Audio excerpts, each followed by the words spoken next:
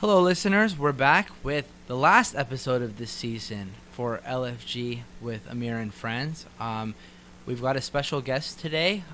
It's one of my close friends and a very, new author who has just released her first book, Lizzy Ives, joining us. And Lizzy lives in Southern California. And is was kind enough to join us today. So we're gonna find out about her book, Fat Witch Summer, and we're also gonna find out a lot about her journey towards producing the book.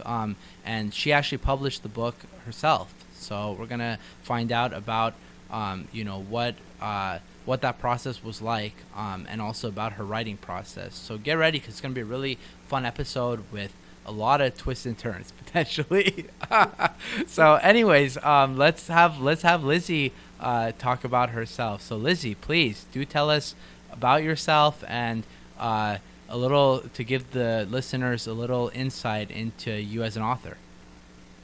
Yeah, thank you so much for having me on the podcast, Amir. Amir and I went to high school together, so I'm originally from the Bay Area, but I've lived in Los Angeles for the past 10-ish years. I went to film school down at Chapman University, which is in Orange County. I studied directing, and then I found that I kept taking all of these screenwriting classes. And when I was in high school, I really loved English as well. So it just kind of like one thing led to another, and I started writing in a lot of my free time. And that's a little bit about how I got to where I am now, which is I debuted, as they say, in the publishing world this year, which means my first book came out. And yeah, it's just been a whirlwind, as you hinted at. That's awesome. Yeah. So what led you to this path? I know you've always been a great writer since I've known you. And I know you've always talked about how you were interested in writing a book potentially, and also getting involved both as an author and hopefully getting a book published. So I'm hoping you might be able to tell us a little about some of your influences, like what writers you look up to, how they've influenced your writing. So take it away. Yeah. Well, honestly, I've been writing in some form or another ever since elementary school. Like, as soon as I had paper, I was stapling it together and writing books. Like my very first book, if you will, was like Sailor Moon fan fiction, basically, where every Good I old know, right? It's fan like, and fiction. every single one of my friends was like a different like gemstone, which is actually amazing when you think about Steven Universe would actually kind of like do that eventually, of like having kind of like magical girl tropes with Right. gemstones. But I did it first. That's what I'm here to clarify, actually. Okay. But yeah, so I've just been always super drawn to storytelling.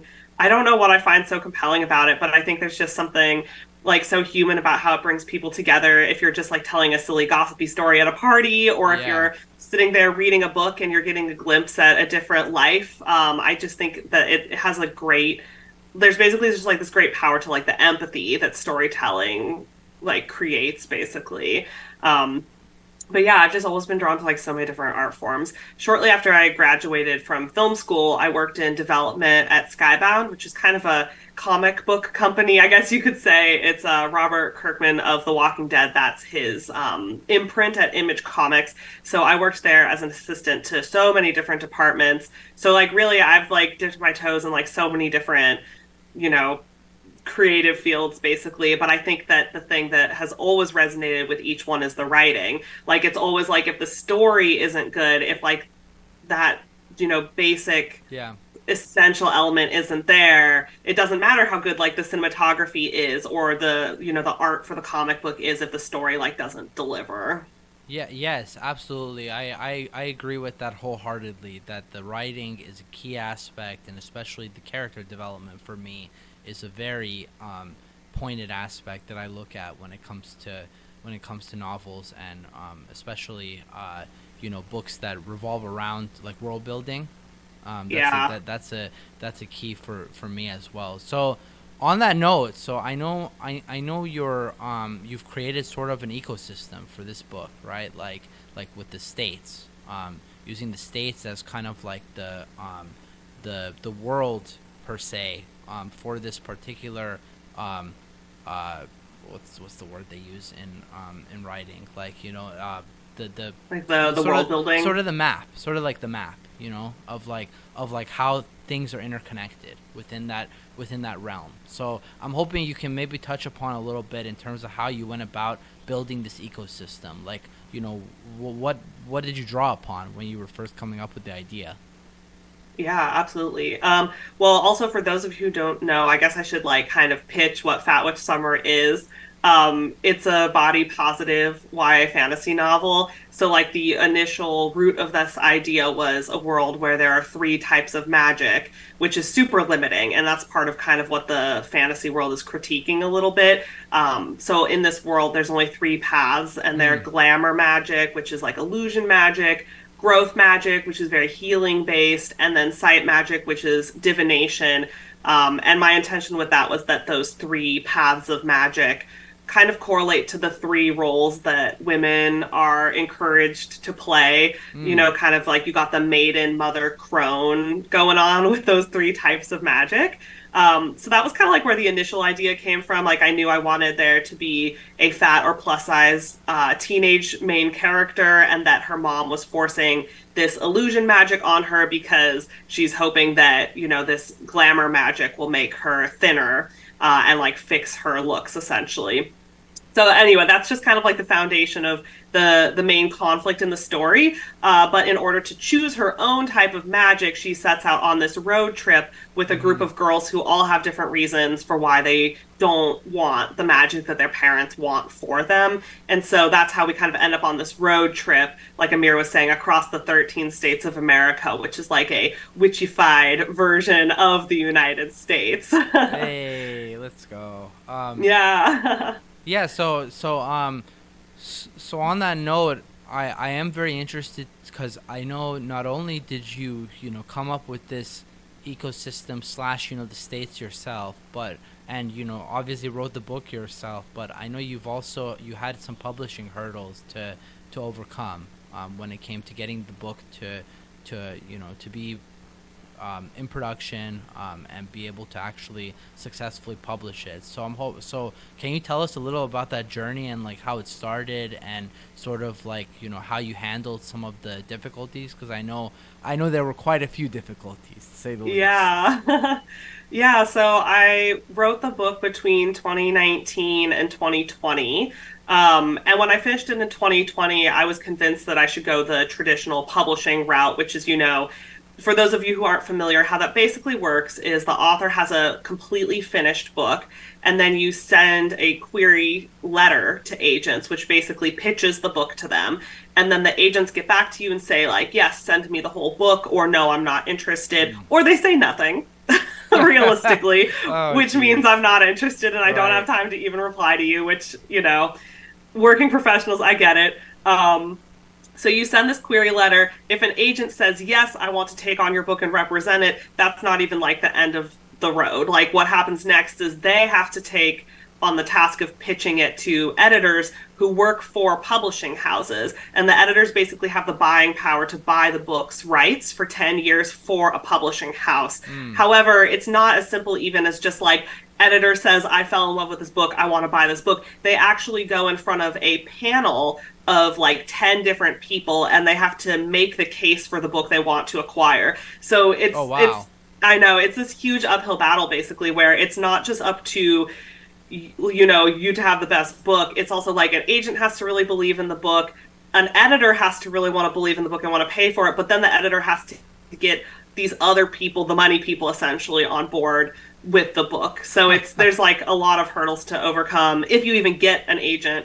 But basically what I found, I started querying the book. I revised it kind of between 2020 and 2021. Mm-hmm. And then I sent out those query letters. I got a really good response in general. Like something around like 30% of the agents who I queried read the book and were excited for it, which is really high. Like it's generally considered good if it's above 15%. So 30% was like a lot of people were Oh, wow. interested. Yeah. So that's actually quite high then.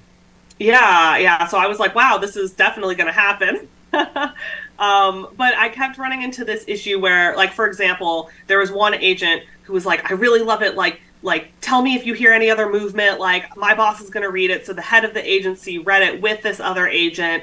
They both really liked it, and they were like, don't go talk to anyone else, which, whatever. But anyway, they were so into it, but then, like, out of nowhere, we're like, never mind, we pass on it because we don't think we can sell it because it seems like it's too niche and too difficult to market. And so that was like towards the end of 2020, early Right. 2021. And I basically had that pattern happen to me like 3 or 4 times over the next 2 years, where I kept getting really close with an agent, and then they would just pass because they were like, I don't know if I can market this.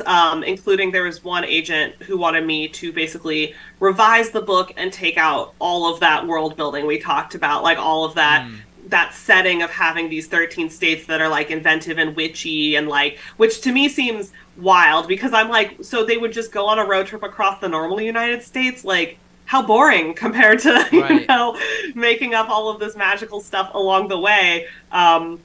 But Yeah. like, that's kind of the thing, is that they are so concerned about marketing it, and to them it's like, oh, this looks like a lighthearted Yeah. contemporary book where, we don't get into these deeper magical systems. So anyway, that was part of the problem I was running into, was that Got people it. wanted to strip all the world building out of the book basically. Yeah, I mean, I can imagine that must have been very frustrating, when you put in all that work and then you're like, oh, wow, well, I can't just, I can't let go of this aspect. So, like, at that juncture, how did you weigh the possibilities, like realize, like, because at some point I'm guessing you had to have realized that, okay, it's either I pursue publishing this myself and, learn the ins and outs of what that's going to entail, or I need to just bite the bullet and accept the fact that I'm going to have to go with some of the suggestions they're doing, even if I don't like it. Like, how did you weigh Yeah. that sort of, like, and I'm asking this to be specific just because I'm sure there are others that are in similar situations that probably would wonder the same thing.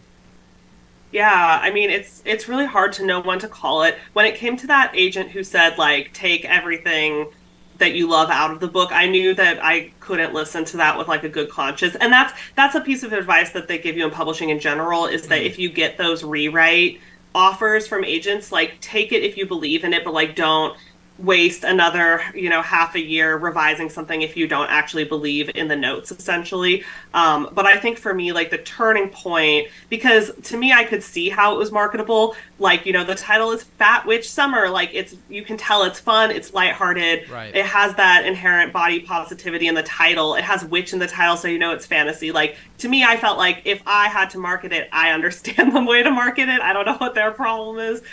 So to me, I was like, well, that makes it more tempting to self-publish it. But also, Yeah. I actually had a conversation with Keenan, our friend, at New Year's Eve in like 2022, where Keenan was like, well, at some point you have to give it like 6 more months and then like do it yourself probably. And I was like, no way. Like, I'm Oh, sure this will get. good old Keenan Fry, my co-host over here, putting in his own spin on things. Yeah, but I mean, it was a good point, because at that point I was kind of like, traditional publishing or go home, and I hadn't really considered self-publishing it, because I think that I incorrectly thought that putting it out there would feel kind of like a failure, like admitting, oh, none of these publishers believed in it. Right. So like, it was just like, I resisted that inherently. Like, it's like an ego problem on my part, and I think a lot of artists deal with that, where Yeah. you're like, no, I'm brilliant and the book is perfect and Why can't everyone's others gonna see it? realize Yeah, at yeah, some right. point. Why can't others see that, that it's as brilliant as I think, right? And like, and that's not always Yeah. and that's not always a you thing. That's also just maybe, like you said, they don't know, since they don't know the ins and outs of the audience you're trying to reach. They don't realize what mechanisms they can use to try to market it to that particular audience. Yeah, and I mean, this is a whole other topic, but I've, really befriended a lot of authors who are traditionally published in the past couple months. The community in Los Angeles has been like super welcoming to me despite being Mm-hmm. self-published. And like, they run into the same problem where, even though they got a traditional publishing deal, they feel like the publisher doesn't know how to market their book and doesn't want to spend any money marketing it. And so, I mean, there's so much I've learned through self-publishing, but one of the great advantages to it has honestly been that, like, no one can tell me like they're not going to support the book, because ultimately like I get to support the book. Like I, get to put in as much money as I want to marketing, and then decide if I'm making that back or not, which again is a whole other skill set, and it's definitely really complex. Mm-hmm. But it's definitely been more empowering than I expected. Like when I made that choice to launch a Kickstarter for the book, it was definitely a little scary, but I think ultimately like a super empowering way to go about it. Oh yeah, absolutely. I mean, I saw the Kickstarter. Unfortunately, I jumped on too late, so I was one of the stragglers that wasn't able to quite make it on. I'll admit, but but I'm definitely gonna purchase the book itself because like as I said, I really like the way you've gone about it. So, and I recommend to others also to at least take a chance and and potentially purchase the book and find out more from Lizzy herself if you want to. And like as she's pointed out, this is a very a book that's meant to be empowering for women, meant to be in general. It's an empowering book, and it's it's a really neat concept, I think. So yeah, on that note, everybody, we're gonna take a short break, our first intermission for this episode. Thanks again, Lizzy, for for shaping a lot of the the context around what the difficulties are when it comes to publishing, and also just providing a very brief intro to the book itself. We really appreciate it, and we'll be back in 5 minutes. All right, see you guys. All right, Lizzy, you're good to go on break. Okay. Like really need a 5 minute break if you want to just like jump into the second segment. Oh wait, I can't hear you because you're muted. That's okay. Sorry, yeah. No. Well, we can take 2 minutes to just to I just want to make sure I get your feedback on that. So was that all right? Like, Yeah. sorry, I forgot to give you the 5 minutes because honestly I forgot. So I'll be better this segment of giving you the 5 minute warning too. But at least That's okay. At least I remember like to give you the 2 minute warning. it's all good. It's like I can see the clock too, so like I like the 2 minute warning was like enough, honestly. I feel like I could get the sense that we were talking for like 10 or 15 minutes. Oh, Yeah, you can see the clock? What do you mean? Oh, I just mean that like on my computer I can see the time. Oh, got it. That's all. Okay. So it's like I was like, oh yeah, it's like 1:17, so it's been like 12 Oh, okay. minutes. Yeah. I mean, the good thing is for me, see on my end, I have the recording time, so I can I can easily keep track too. Like I don't even need to look at the clock on the computer. Yeah, that makes sense. Yeah, it's very easy. Anyways, we can jump into the next in 1 second. So yeah. Anyways, like I said, like I really appreciate you going into context on the publishing. And yeah, this this part's gonna be more about the actual like the world building aspect because I find that to be really interesting. And Yeah. I think I noted one other thing. 1 second, let me check my notes. Just be sure I have the right things I wanted to cover. 1 second, where is it? No, that's not the right one. It's the last one I sent. There we go. Okay. Yep. Oh, okay. All right. Cool. Okay.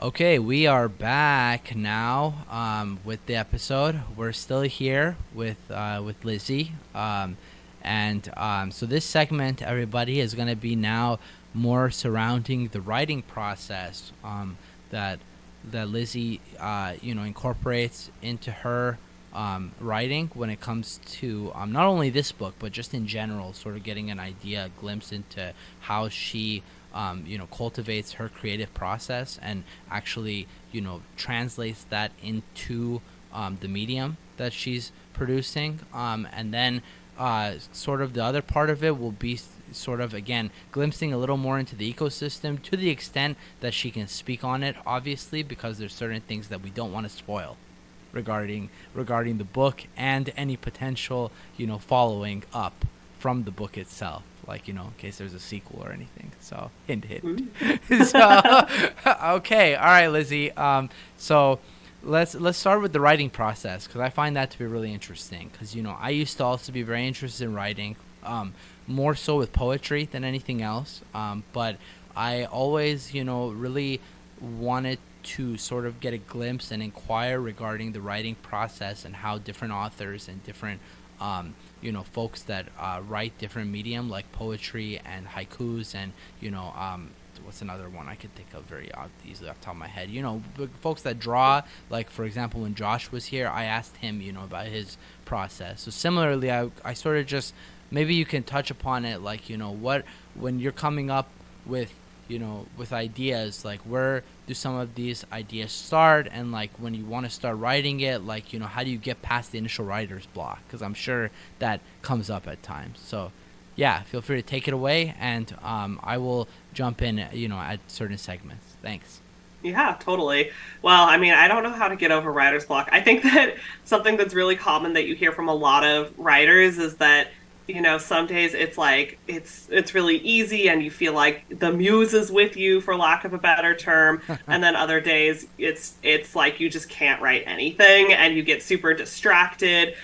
For me, it definitely is a matter of trying to remain focused, which is so hard now that we have phones interrupting us all the time. Anyone who has children is probably being interrupted by kids all the time. Like, it's just very hard to find the time where you can actually it can actually be you and your thoughts. And I think that's honestly the thing that I chase the most, is trying to find and carve out that time where I'm just like completely alone and able to think through what I'm trying to say. Because I think sometimes, like, I've heard it almost like described as like meditation, where if you want to know what you truly think, you need to be comfortable being alone with your thoughts. And I think writing is a lot like that, where what you're trying to say and what you care about really clarifies if you can get rid of the noise. So for me, that leads to writing in the mornings a lot of the time, because things haven't had a chance to intrude and distract you. Like when it's the first thing in the morning, and I'm not, oops, sorry, I hit that thing. Should I like restart that? Well, wait. Oh yeah, sorry, go ahead. Wait, sorry. Go ahead. No, it sounded good on my end. Oh, okay. I bumped like the cord and I could hear it like reverberate on accident. Okay. No, so. no, we're good. Okay, we're good. Feel free to keep going. You were talking about writing in the morning. That's key because of the fact that it's quiet and nothing has really disturbed you yet. Yeah. I think that what is so appealing about writing in the morning, like you said, is that, or sorry, I probably shouldn't say that. Sorry, Keenan. I know you're going to have to edit around this. But yeah, I'll just start like with no context so that it's like really easy to slot in. Okay. I really like writing in the morning for that reason, that you don't really have the noise yet intruding. Even though I'm not a morning person, ironically, I think it's still, you don't have distractions yet. It's not a quote unquote bad day yet. You're not tired yet necessarily. So for me, that's one way that you can kind of try to chase that, like that focus, and that stillness that you need to really like understand what you're trying to convey. So on that note, when you're starting to write, right, and you have a really good idea, like it's gonna go somewhere, like how do you start then to connect those different parts, like what's sort of the way that like, do you start from the beginning, do you start from the end, do you start from the middle of like the journey you're thinking of the characters taking? Like, I'm just curious, because I know I've heard other writers talk about how sometimes they start at the end because they know how they want it to end, but they don't necessarily know where they want it to begin. So like, maybe, yeah, if you can just give us a little insight into that, to the extent that you can, obviously. Yeah, totally. I definitely am someone who mostly goes chronologically, honestly, but I do outline kind of a general sense of where the story is going. I just don't really like say, oh, I'm going to write this random scene from the middle of the book, at the beginning of the process. Right. To me, I would get disoriented and it probably would like not make sense by the time I got to it. But yeah, I really like in the writing community, there's this kind of like fun terminology that I mostly blame Twitter for, which is plotting versus pantsing. And it's basically, plotting is like, okay, yeah, What? before you started writing, you really like plotted out all the story beats. And pantsing is flying by the seat of your pants and not having anything prepared in advance. Okay, Uh, okay, I can yeah, kind of see it now. Okay, at yeah. first I'll admit I was very confused. I'm like, where are we going with this? Like, is this gonna Yeah. become some Like like, pants? yeah, Are we is this, pulling down the I know, pants of is this gonna be? authors? I was like, is this gonna become some like weird metaphor for like for people that are just like totally disorganized and like just all over the place and like just have nothing together in their lives? But now it made sense to me. Okay, cool. Glad Yeah, and that's so I'm kind of like a plantser, honestly. I definitely like to have the main story beats, but like to me, I can't have like every single scene outlined, or else I get sort of like bored when I'm actually doing the writing. Like to me, there still has to be like some sense of discovery when you're like working on yeah. like drafting the actual chapters, or else I'm just like I wouldn't be like that invested. Like if all the discovery is just in the outlining phase. But it's hard because then like as I start outlining, I also want to just like dive in there. Like I'm trying to work on the You have to outline reel for a yourself sequel right back. now. What was that? So you have to reel yourself back. Yeah, I mean, right now, like I was just saying that I'm like working on an outline for a potential sequel to Fat Witch Summer, but it's hard. Like I would rather like start writing it. Like when you start Mm. outlining it, you're like, oh, but what if I started working on the first chapter? And I'm trying really hard to like have a better outline in place because I think it does make writing faster. That's the main advantage of being a plotter instead of a pantser is that you don't accidentally end up with like extraneous characters you don't need. But Mm. that's also kind of like the fun of writing is those like weird characters that sneak in and stuff. Right, and like sometimes those characters can actually get a nice little cameo too. Like maybe they become more important down the line than people realize. Yeah, definitely. Like That's actually that's something that happened in Fat Witch Summer, where, for those of you who have read the book, and this is not really a spoiler, there are interlude chapters that are narrated by a talking horse. But mm, like, I knew from the beginning that I needed these little interludes to show that the main character's mom is like pursuing her on the road trip. Like, they're basically being chased. But yeah, I also knew that, like, for teenagers, like, they really like having her mom be a narrator didn't make any sense because if you're a teenager, like you can't get into the head of like your parents. That's no, impossible when you're a teenager. So I was like, the mom can't be a narrator in this YA book. Like that just doesn't work. right, And so I kind of had this idea at first of like, oh, there will be different like animals throughout, like little familiars for the witches that maybe narrate the interludes. But then like when I wrote the second chapter, I had to like create a character for the mom to have as a familiar, and I just like fell in love with this like very sassy ancient talking horse that is her familiar. And I was like, hey, well, if the familiar is going to be with her as she's doing the pursuit, like that's who should narrate the little interludes. And so that definitely came around from like a fun character that just right. needed to stick around the whole book. That's great. That's honestly really cool. Yeah. So now going to the ecosystem of like the 13 states. So what made you choose number one to put it as 13? I'm curious. Like what was the reasoning behind that? And then like how did you like come up with the geography and topography sort of aspect of the world building in this case? Yeah. Well, I knew that I wanted it to be a contemporary fantasy world, and I knew that I wanted there to be like a road trip across like a version of America, but like it's Mm-hmm. witchy-fied. Because like it's not really a pet peeve, but I do feel like a lot of fantasy that is set contemporarily is like people have powers, but it's just like in our normal world. And I was like, what would like a fantasy version of the US look like? I don't feel like I've seen that before. And honestly, when I was thinking about doing traditional publishing, I was like, how do I make sure no one's like had this idea? So part of what I set out to Yeah. do was Right. just create like a really unique world that I knew no one had done. So that was part of the thinking of like witchifying the United States. So the premise of the idea is that the U.S. was founded by witches who were fleeing persecution. So like they're the ones who like arrived as colonizers, and like that's how we got to where we are today.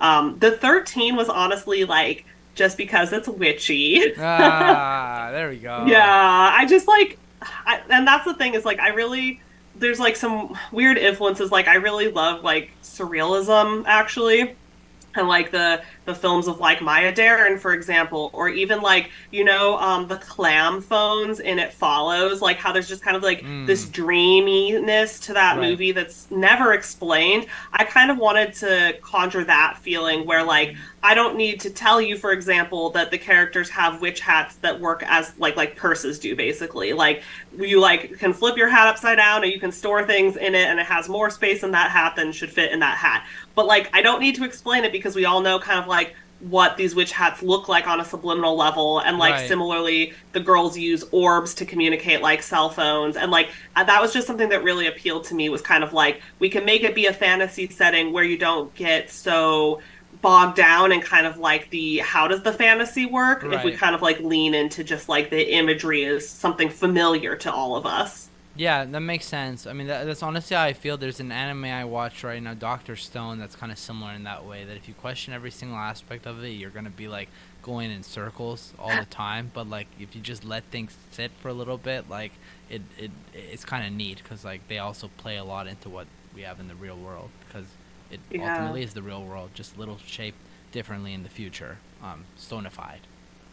Yeah, and it's like, yeah, it leads like to interesting world building too, like being like, how do I like reverse engineer it to make this like witchy version, the 13 states, like how did we get here? So Mm-hmm. like you kind of like end up doing like interesting world building to like get there. Like something I've seen in reviews for the book is people are surprised that it touches on like colonialism, for example, Yeah. and like racism and politics. And it's like, even though it's a lighthearted book, it partially touches on those because I was like, if we're talking about a fantasy America, then you kind of have to talk about those things too. Like they're just, you can't really get to like a country that feels like today without having to like reconcile with the past 250 years that got us here, you know? Yes, absolutely.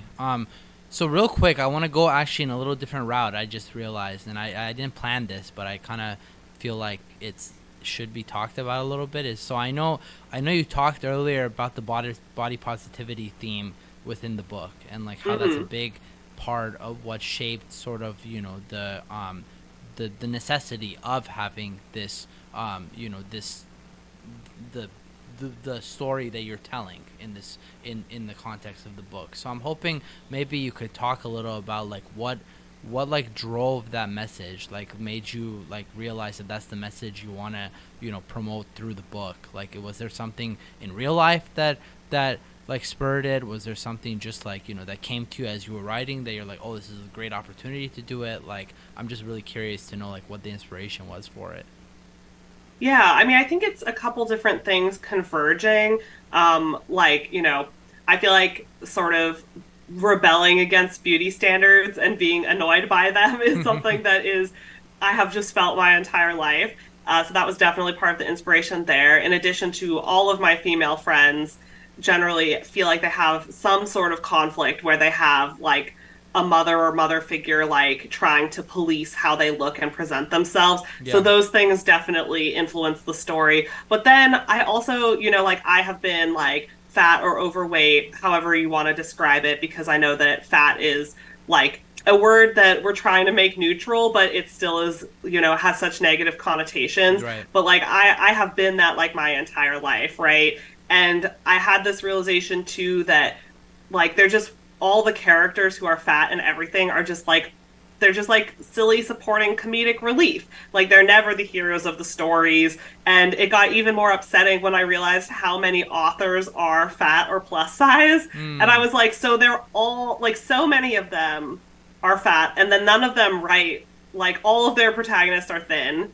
And I was like, this is crazy. How is this a thing? Yeah, wow, Um that's interesting. I didn't even think to that extent about that. So like so going off that premise now of like, talking about that, there are authors that like you said are fat, they or or maybe they're not fat, but they're not thin like per se, and they're writing thin characters like, to be the protagonist. So like how do you see it in terms of like, weighing the messaging, and I want to be careful about this, obviously, the way I'm phrasing it, but like in terms of like, again, like I because I personally like really also embrace the message of body positivity, but I'm also careful with it just because of the fact that also like there is to a certain extent also like risk with some of the factors that go into it, right? Like in terms of if somebody is borderline obese versus just fat, let's say, and somebody's borderline obese,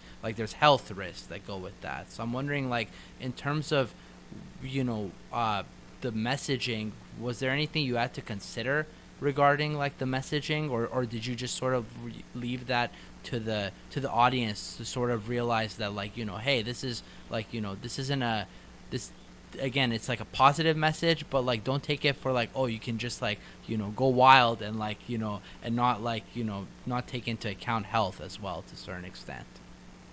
Yeah, I mean, I think that at the end of the day, like health, regardless of weight, because like it can be connected, sometimes it's not, like in terms of your issues. I think that that's really like a conversation that everyone, it's like a private conversation with your doctor, basically. There's also a lot of like, I mean, it's like there's so much depth to it, Yeah, but there's a lot of, that's why I was wondering like how much yeah, you delved into it, or if you were just like, no, this is something that like I get that it's something that can be brought up, but it's not like it's gonna take away from the main message of the book. So yeah. I mean, it's like I said, I think when it comes to like health and its connection to weight, that's like for medical professionals basically, mhm. and like everyone is navigating that in their own way. And I felt like Yes. it was kind of outside the scope of the book. I think one of the unfortunate things is that a lot of times like anti-fat bias, which is kind of like the new term that we're using for fat phobia, because to be respectful to phobias basically, but like having a bias against fat people often gets connected to this kind of like fake concern for people's health. So like it's just like a delicate issue, because you don't want to be policing people's bodies just Right. because you have like some fake concern for their health. Like in general, what I've heard, especially from people who are like fatter than I am, because there are different levels and different amounts in which your life is impacted or not, is that in general, like they don't want to hear from anyone about like your concern for their health. Like that's a private thing. Like you don't actually know their health outcomes or struggles based on their weight. So like I really felt like Yeah, it wasn't the place there of the can be book to touch on that. and there can be genetic factors too, right? That's the thing that for me that gets Yeah. sometimes a little overlooked is that like people are like, oh well, this person's fat and like that's they should just go on a diet, and I'm like, well, that's not the end all be all, guys. Like there's sometimes genetic factors that make it a lot harder for it's not one v one, apples and apples all the time. So yeah, I definitely respect that position as well. I appreciate you bringing that up because I just thought, again, this is a good time to sort of talk about that as well, since since you're talking about the message of body positivity. And we actually, funny enough, have brought that up on the podcast before too, talking about it. And like we had differing viewpoints obviously across the board, and one of mine was just, again, to be very respectful and mindful of the fact that not everybody faces the same situation when it comes to why they're necessarily overweight or why they have certain risk factors that are impacting their lives.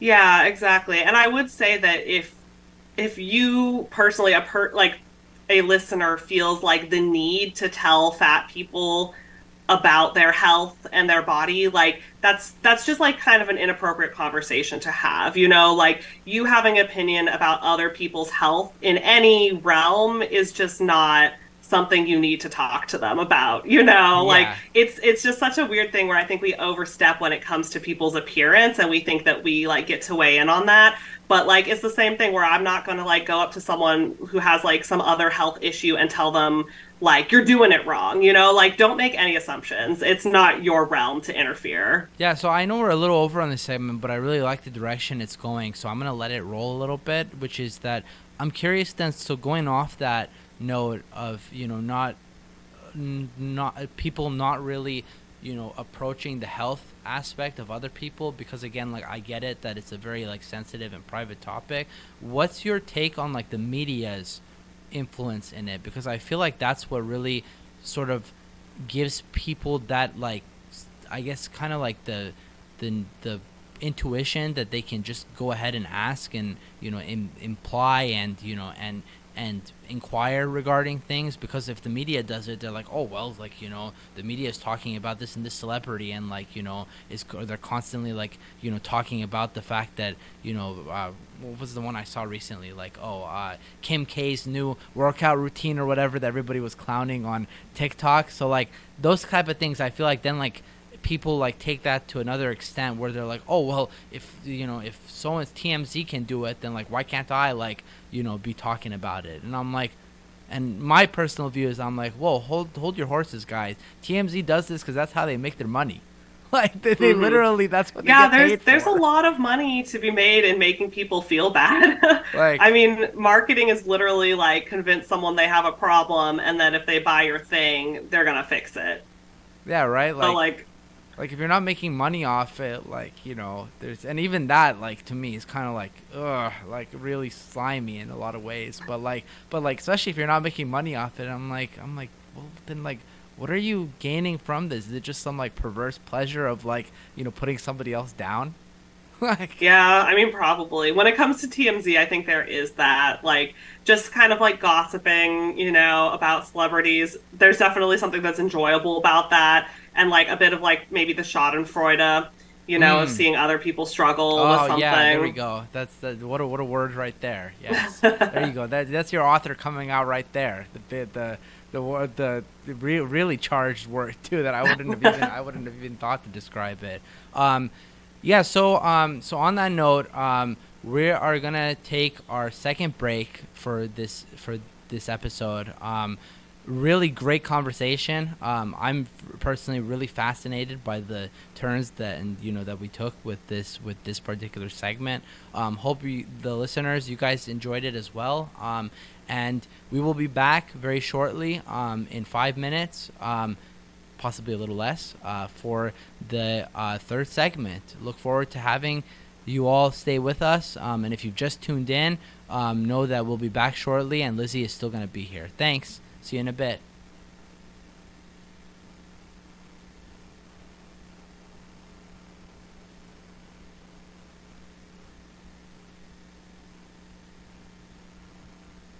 Okay, we're on break, so I'm going to go on mute really quick and just take a stretch, okay? And then I'll be back in about 3 minutes or so. So Okay. I'm going to mark us for starting at the 46-minute mark. Okay.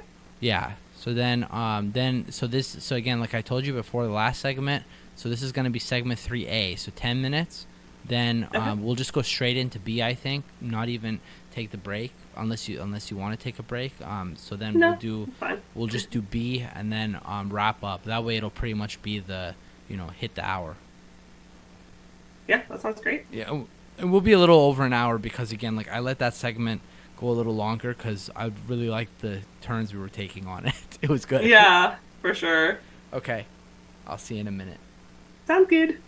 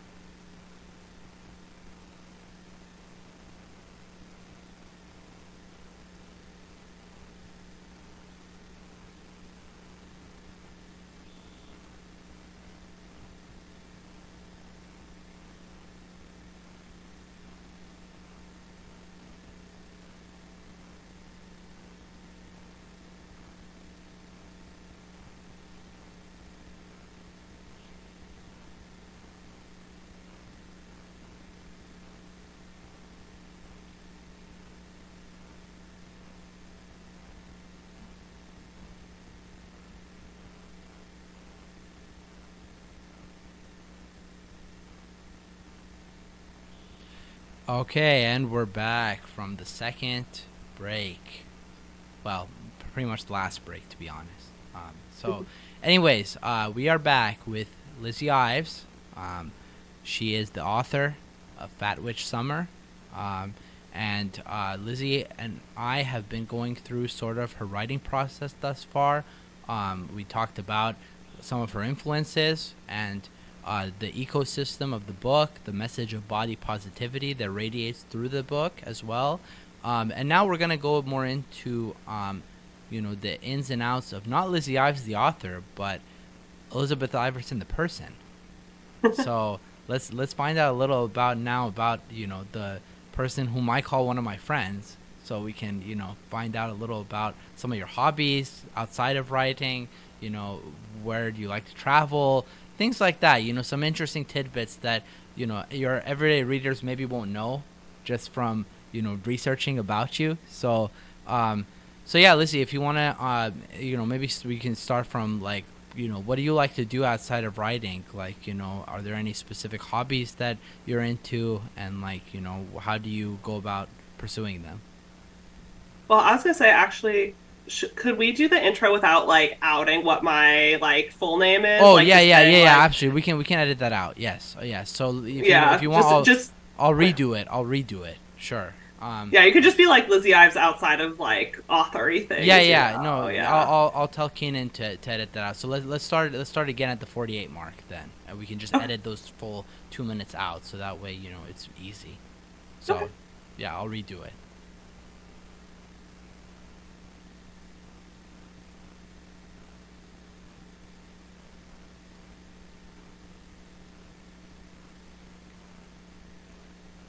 Okay, now we are officially back from the second break. So we've still got Lizzy Ives here, the author of Fat Witch Summer, and Lizzy and I have covered her influences that led to the creation of the book itself, as well as some of the body positivity messaging that is sort of present throughout the book itself. And we've talked also about her writing process in terms of how she goes about writing in general. So this segment is going to be a little different. We're going to explore now who Lizzy Ives is outside of writing, and sort of just get an insight into her hobbies, her places maybe she wants to travel, things like that. Things that the average reader may not know or be able to easily research. So, Lizzy, if you want to take it away, let's maybe start from your hobbies. Like, what do you like to do outside of writing? What are things that you're interested in? Well, I like to joke that if it's at the Ren Fair, I'm probably into it, just in general. Like my when I'm not reading and writing, obviously, or watching movies, which I obviously enjoy too. I love to cook. I think that's so fun. I really like dancing. I was really into swing dancing for a long Oh, time, I remember though that. yeah, I mean, and I'm still into it, but I've like the pandemic kind of lessened the ability to be able to do that. You're so close to people and the communities a little bit older, and so they're at higher risk. And so swing dancing took a really long time to come back after the pandemic. Yeah. So instead, I replaced that with pickleball, Oh, which I've recently pickleball. Oh, gotten wow, that's into. that's interesting. My brother actually got into pickleball too. Like with his fiance, they got into pickleball, and they've been trying to get me into it. So do let me know if you think it's something that I'd be interested in.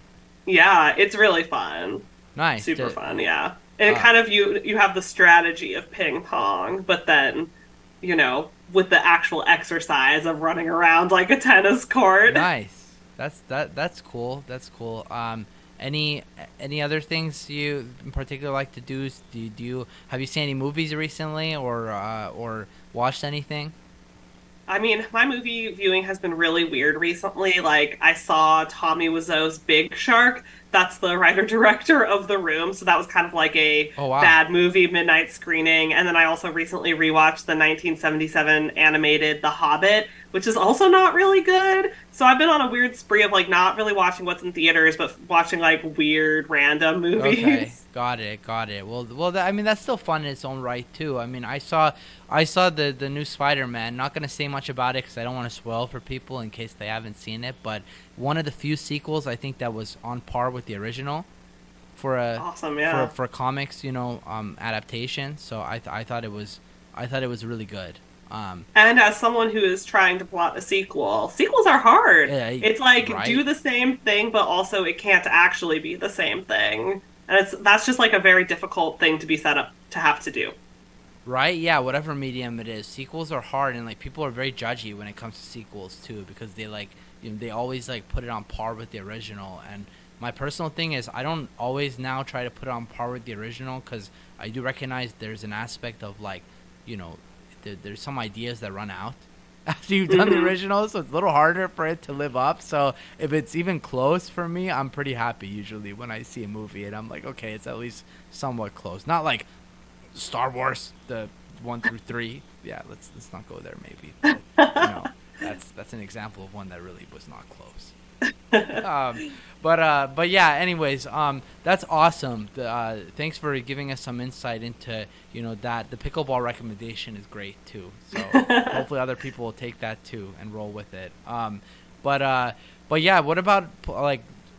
Are there any places you've traveled or or you want to travel in particular? I know now that COVID restrictions have been eased slash lifted. It's a lot easier to get around. So Yeah. anywhere in Yeah, I mean particular? I love travel. I think I've realized recently that people who love fantasy actually often really like traveling because I think it appeals in some interesting similar ways of like being immersed in a culture that Mm. like isn't your own, for example, like seeing things you don't see every day. So like there's so many places I want to go. I think next on my list is maybe Europe and going to some of the countries that I've never been to, in part because the second book after Fat Witch Summer is maybe going to take place in the Europe of their world. So it's a Oh, research hey, trip. okay, okay. I can write that off, right? Yeah, I see you there with the little research tidbit there. Yeah, taking a note from what's his name, George R. R. Martin's book right there. uh, but yeah, that's awesome.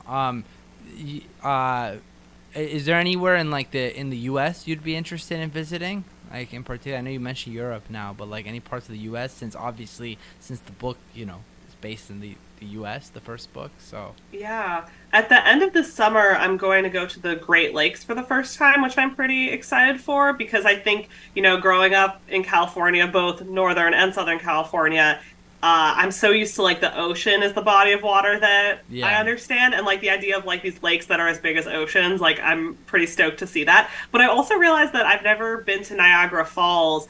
And like when you think of kind of like natural wonders of the United States, I'm kind of like, how have I not been to that one? It's like the Grand Canyon of waterfalls. Yeah, right. Well, to be fair, you're not the only one out of the two of us that hasn't been there. Yours truly over here has not been there either, even though he has been to Canada. So, you know, he I somehow mean, missed it. it's hard though because California is so cool and there's so much here. Like, I have some friends who moved to California from Alabama and like they haven't even scratched the surface of like going to Yosemite, seeing Big Sur, like Right. going out to Death Valley and seeing the deserts and the dunes. Like, oh man, California, you can just stay in California and like see so much. This is why we haven't been to Niagara Falls, I think. Probably. That's one of the reasons. Other one being isn't it closer actually to the East Coast part of Canada? Yeah, So I think so. that's probably the other reason I bet is because personally, I don't try to go that often, if ever, to the East Coast. If I'm being honest, like just because like, I can't stand the cold. Yeah, fair. And in the summer it gets really humid too in parts. Like so it's Yeah, like for me it's like I'm a wimpy California boy, so I can only handle so much. same. Um, yeah. Cool. Well, that's awesome to just get some insight on those aspects. Actually, one thing I forgot to note, which would be great in this segment too, is today is actually the Pride weekend here in SF. So a lot of events going on. Quick plug out to all the organizations here, and if anybody is in the area, feel free to check it out because it's a blast. And it's one of the times, honestly, the city feels like it kind of has that old time feel of how it used to be, like when when we were in high school, honestly. So yeah, when there was like really like a strong sense of community. Yeah, it has sort of that feel during this time. And it's interesting to note that too, because I feel like some of the empowerment messages and the messages that you have through your book, I feel like can be very much resonated with the movement. So like I thought that was a really nice, like it ended up working out really great that we're having this particular episode on the weekend of Pride. And I tried really hard to make sure that when you have so many different characters that you really do represent like lots of different people and circumstances and things. Right. I feel like especially in today's day and age / like in terms of the and I keep using the word ecosystem. I'm trying to think of a better word for it, but like I guess the world we live in today, like how things are with social media and everything, it's very much like I feel like folks should make an effort to be inclusive and to be like really try to incorporate all the different viewpoints that people have, because I feel like that's part of actually being like just like a decent human, to be quite honest. Like it's as simple as that to me, at least. Like I'm like, if you want to be decent and like be like above average, like that's a great way to go about it. So for sure. Anyways, that's a really great way, honestly, to end this segment. I really appreciate the fact that you touched upon some of how the things you like to do outside of just writing, because I think that gives viewers and others a really great look at the fact that writing obviously is the key component in terms of how you make money / like also hopefully make money, obviously. Like I'm not gonna obviously ask details, but make money off it, and and produce the medium that you've been working so hard to produce. And also it's just really nice for, I think, people to recognize the fact that like there's a person behind the author, just like there's people behind like the movie actors, and like so like that's why like I want to just remind people, please be respectful also, like if you reach out to Lizzy, be respectful about it, and obviously recognize the fact that her time is valuable. So only like if there's questions regarding like the book itself and how to purchase it and stuff, you can reach out to Keenan and myself, because we'll have those details. If there's obviously things you want to know from the author herself, feel free to maybe Lizzy, you can plug in if there's any way that you want for viewers to be able to reach you. But I also respect the fact that obviously there's a certain level of privacy involved here too, in terms of like don't just reach out about everything, like so so far for the most part people have been very kind and respectful. Good. Though you do occasionally get random people being like, send me a free book. Okay. You're like, well, who are you? Why would I do that? That's gonna happen regardless. But I just want to remind people to please remember that, like just be respectful and be professional about things. Like Also, I feel like this is the PSA that, again, I haven't actually been that impacted by this, but authors in general would like to ask readers, do not tag them in your 1-star reviews. This is just something that seems to be happening more and more with social media. Oh wow, I didn't know that. Yeah, and again, I'm very lucky that it hasn't happened to me yet. But yeah, just don't do it. Tag them if it's like a 4 or a 5-star review, sure. But if you hated the book, like, don't bring that to their attention. Oof, yeah. Well, honestly, let's roll right into the next segment. I think we had a nice intro to it, actually. For the surprise segment, actually, being that today is Pride, and the Pride weekend in SF, I had a little trivia set up for you, like Uh-oh. regarding pride. And no worries, multiple choice, so it's not going to be super hard. It's it's just basic questions, and it's okay if you get it wrong. Again, this is supposed to be educational and informative, not. I'm using this mainly for the listeners, so they don't try to like clown myself and you, like for necessarily not knowing these answers beforehand. So, anyways, it's gonna be really quick. It's like quick. It's about 8 questions. And I can't take credit for it. I didn't pre-prepare this, so I'm gonna give credit to CraftyLab.com for coming up with these questions, which I like. So, anyways, yeah, we'll just roll through these. Let me know what you think the answer is. And listeners, you can also participate, please. Like feel free to put what you think is the answer. And you can debate it if you want. Granted, I may not participate in the debate because I have the answers. So Fair. Okay. All right, here we go. So, a little Pride history trivia starting in 20 seconds. Let's start at exactly the hour mark. Oh, speaking of speaking of Jeopardy, how about or is that, or am I getting it confused? I thought it was Jeopardy, right? That Pat's leaving, or am I mistaking that with Wheel of Fortune? Is that Wheel of Fortune? Maybe that's Wheel of Fortune. I think that's Wheel of Fortune, right? Pat Sajak, right? I think so. Yeah, okay. As a cord-cutting millennial, I'm not like the most familiar with the same shows. Here. Okay, anyways, let's get right into it. Here we go. Pride history trivia. Okay, Lizzy. So, question 1. How many colors did the original Pride flag have? And here are the particular options. So, 1, 5, 2, 8, or 3, 6. I feel like A5. Is that your final answer? Yes. Okay. Unfortunately, that is not correct. It actually had 8 colors on it. And don't ask me what the colors were because it does not specify. So I'm not going to go into that. But I mean, I can kind of see the flag in front of me though. So it looks like it's purple, blue, green, yellow, orange, red, and it's like a different tint of green. I don't know what the other tint is, but it's probably honestly a different color, and I just don't know. Sorry.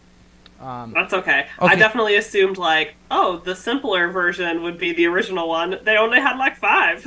Yeah, right. It sounds like no, that wasn't the case. So got tricked. This is one actually I got asked in trivia recently at a different event, so I actually knew the answer even going in. So here we go. Where does the word lesbian come from? So number 1. Oh, I think I do know this. Is it the island of Lesbos in Greek mythology? Ah, damn, you already got it. There you go. The poet Sappho and the island of Lesbos. Got it. Didn't even need me to finish the question. Dang. Okay, all right, let's just go to the next one then. It's clearly Miss Smarty Pants over here is going to rule over the trivia. Let's go. Okay. Who organized the first Pride event? So here are the options. Oh, right. I forgot I get options. I was like, I'm ready to go. Yeah. No, you get options. No worries. So, number 1, Sylvia Rivera. Number 2, Marsha P. Johnson. Or 3, Brenda Howard. I think it's Marsha P. Johnson. Is that your final answer? Yeah. Okay. Unfortunately, that's not correct. It's Brenda Howard who actually organized the first Pride event. But that's okay. Now you know. Going forward, so if somebody asks you, you will know the answer. Okay, this one you may know the answer to actually, because I knew this one too, just because of having lived in the U.S. So, what year did same-sex marriage become legal nationwide in the U.S.? So these are the options. Number 1, 2011. Number 2, 2015, or number 3, 2018. That's a good question. It's so bad. I feel like I read an entire book on this, and then I was like, "Wait, how did I already forget?" Well, how did that happen? I'll give you one clue. Okay, it's not 2011. Yeah, I was trying to think because also I feel like there's the weirdness if it was briefly legal in 2008. Yeah. So then it's like okay, then no. So you got 15 and 18, 50-50. I guess I'll say 2015. Yep, you got it. Woo! Yeah, there you go. There you go. That was it. Well, except obviously we know what's happening now with all the stuff with Florida and everybody. Yeah. So, yeah, we'll see if that actually keeps up. But I hope. I'm gonna I'm gonna, hope that's the case. Yeah. Oh, I just realized I need to probably show myself a bit too here. I'm being I'm being lame about this. Okay, all right. A couple more questions. We'll limit it to two more. So which state was the first to outlaw discrimination on the basis of sexual orientation? Here are the options. Number 1, California. Number 2, Wisconsin. Number 3, Vermont. I'm gonna say Vermont. Oh, you were so close. It's Wisconsin. But at Uh, least you didn't say California, though. So kudos to you, because most people I know would say California. I'm positive they would go with yeah, California. I No, didn't get tricked by that, but I am surprised. Good job, Wisconsin. right? Good job, Wisconsin. Okay, here's the last question of the day, and I think it's a very appropriate one for Pride. When is National Coming Out Day? And here are the options. Number 1, July 23rd. Number 2, May 1st. Or number 3, October 11th. Hmm. This is a tough one, honestly. I would have gotten this one wrong. Yeah, this one is rough. Especially because now I feel like there are so many days. Like we have Trans Day of Visibility, for example, and like there's like a day for every identity on the flag, which is great. But I would say July, the July date. Oh, so close. It's October No, it's 11th. October. Ah, I knew it wasn't the other You knew one. it wasn't May, Ah. yeah, but it's all good. It's all good. Again, this is more so just we become educated on it and really understand some of the history behind the Pride movement and what goes into it, because I think it's kind of lost sometimes in all the furor and like the parades and stuff, that like there's truly a quite actually rich now history behind it of why it's become Yeah. such a big thing, especially in the city, in SF, like where people have a lot of, and no pun intended, pride. So, anyways, I wanna for this last bit, and we'll do about 3 minutes, since I know we're over time, and apologies, I know we're over time. So if you want to just give a few shout outs and just give some kudos to folks, that's sort of what this last segment is all about. And you can also use it obviously to to promote the book and promote anything else you want to regarding the book. So feel free to take it away, Lizzy. Thanks. Yeah, for sure. Well, thank you obviously to all the Kickstarter backers who helped make Fat Witch Summer a reality. Thank you to Ben, my husband, who helped with so much from the Kickstarter to the book launch event, which happened last Woo, weekend. man. Thank you to all my Bay Area friends, including Amir and Keenan, but also Drew and Haley, Dustin and Laura, Tall Drew, we gotta hit all the Drews, and Patty. And yeah, if you want to Hey. buy the book, you can buy it from Amazon, you can buy it from Barnes and Noble. Any indie bookstore can order a copy. They just aren't necessarily going to have already stocked it, which you see with like any book that's not like a national bestseller. If you want to buy signed copies, you can buy them from the Sword and Rose Press shop, which is just at swordandrosepress.com. That is the little indie, publisher that I have created to distribute the book. So we have Oh. signed copies and merch there. There's also a couple places in Los Angeles that carry signed copies, including Book Soup, Vroman's, The Ripped Bodice, and Village Well in Culver City. Also, if you want to help support the book other than buying it and throwing the dollars at it, leaving reviews is hugely helpful, especially on Amazon. That helps game the algorithm in this terrible age of algorithms. Oof. Yeah. Yes, indeed. I definitely know that the algorithms is a big part of things, whether it be social media or trying to sell a book or doing trying to make it big on whatever you're trying to do. Essentially, there's always an algorithm now. AI, especially, I'm sure, adds to it too, and a whole new layer of complexity. Yeah, So, definitely. yeah, again, really glad to have you on board, Lizzy.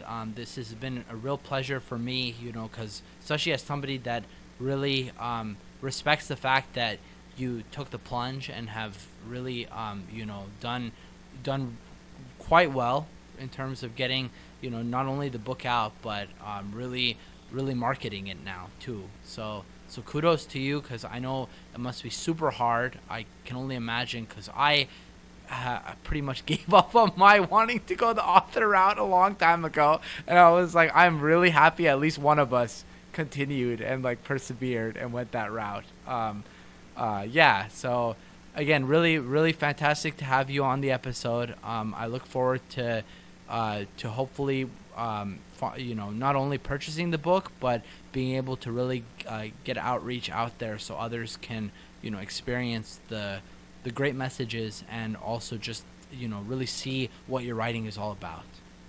Yeah, thank you. Also, I should also mention that if you want to follow me on social media, my handle basically across the board is Lizzy Tacular. That's just LIZZYTACULAR. So you Lit. can follow me on Instagram, TikTok, Twitter. I am most active on Instagram though. Got it. Well, thanks for letting us know that. We'll be sure to put the link to your handles as well in the video for folks, pending your permission, of course. And we'll also put a link for sure to the book itself on Amazon, so folks can be able to easily access and purchase the book in whatever way they choose to, and or support it, as you mentioned, in with leaving reviews and however other way they can support it if they can't monetarily, because not Awesome. everybody obviously has the same means as others. um, Yeah, and also one other thing that's so important to all books is libraries. So another thing you could do to support the book if you wanted to is to request that your local library buys a copy, because then people who wouldn't have access to it because they mhm. can't pay for it will be able to get it for free.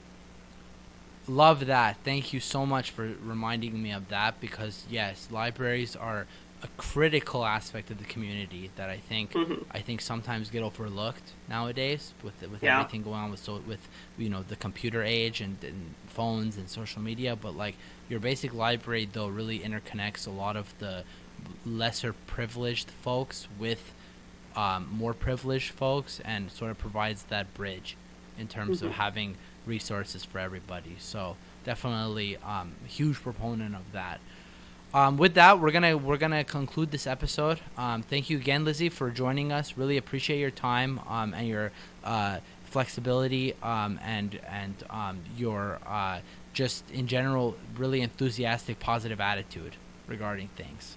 So pleasure to have you on board, and yeah, that wraps up this season for LFG with ANF, everybody. So it's been a pleasure to have you along this ride as we've explored the arts and gone through the different mediums and how the different guests sort of go about their processes, and how they produce product, for the ones that do, and how the ones that don't, promote their content as well. And next season we'll have a little bit of a different twist. So look forward to having you back soon. We're gonna be on hiatus for a bit, so stay tuned. Take care and enjoy Pride if you're in the city. See everybody. Bye. Oh, Bye. hold up, Lizzy. Let me put you on for a second. Hey, there you go. Lizzy says bye as well. Take care. Bye.